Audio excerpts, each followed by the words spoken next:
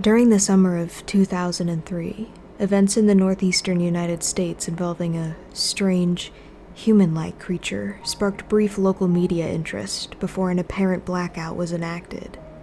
Little or no information was left intact, as most online and written accounts of the creature were mysteriously destroyed. Primarily focused in rural New York State and once found in Idaho, self-proclaimed witnesses told stories of their encounters with a creature of unknown origin. Emotions ranged from extremely traumatic levels of fright and discomfort to an almost childlike sense of playfulness and curiosity. While their published versions are no longer on record, the memories remained powerful. Several of the involved parties began looking for answers that year. In early 2006, the collaboration had accumulated nearly 24 documents dating between the 12th century and present day, spanning 4 continents. In almost all cases, the stories were identical. I've been in contact with a member of this group and was able to get some excerpts from their upcoming book. A suicide note, 1964. As I prepare to take my life, I feel it necessary to assuage any guilt or pain I have introduced through this act. It is not the fault of anyone other than him. For once, I awoke and felt his presence, and once I awoke and saw his form. Once again, I awoke and heard his voice and looked into his eyes. I cannot sleep without fear of what I might next awake to experience. I cannot ever wake. Goodbye. Found in the same wooden box were 2 empty envelopes addressed to William and Rose, and 1 loose personal letter with no envelope. Dearest Linny, I have prayed for you. He spoke your name. A journal entry, translated from Spanish, 1880. I have experienced the greatest terror. I have experienced the greatest terror. I have experienced the greatest terror. I see his eyes when I close mine. They are hollow, black. They saw me and pierced me. His wet hand. I will not sleep. His voice.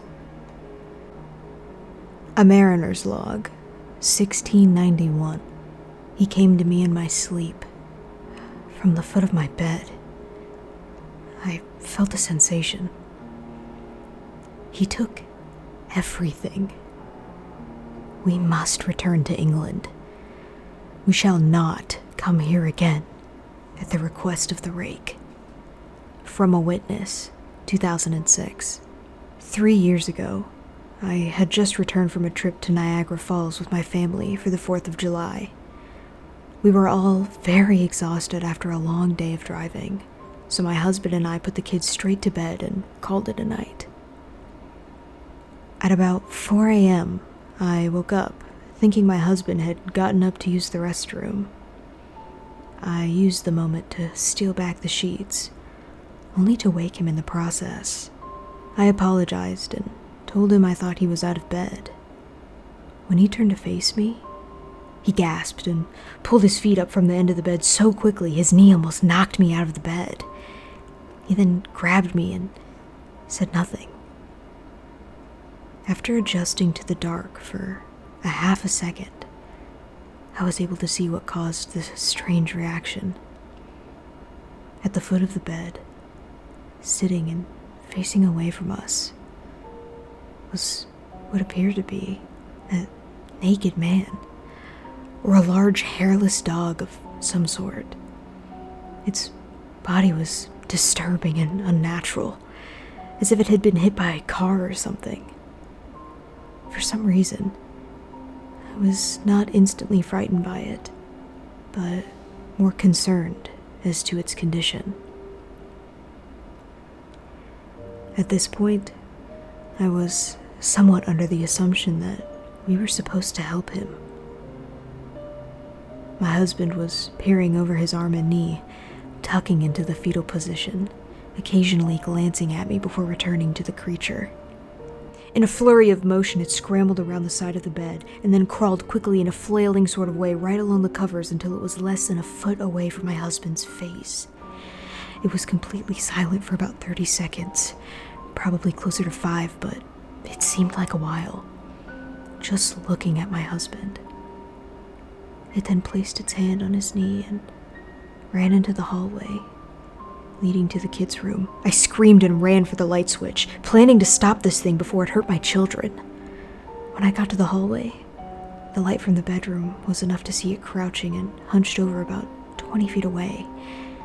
It turned around and looked directly at me, covered in blood. I flipped the switch on the wall and saw my daughter, Clara. The creature ran down the stairs as my husband and I rushed to help our daughter.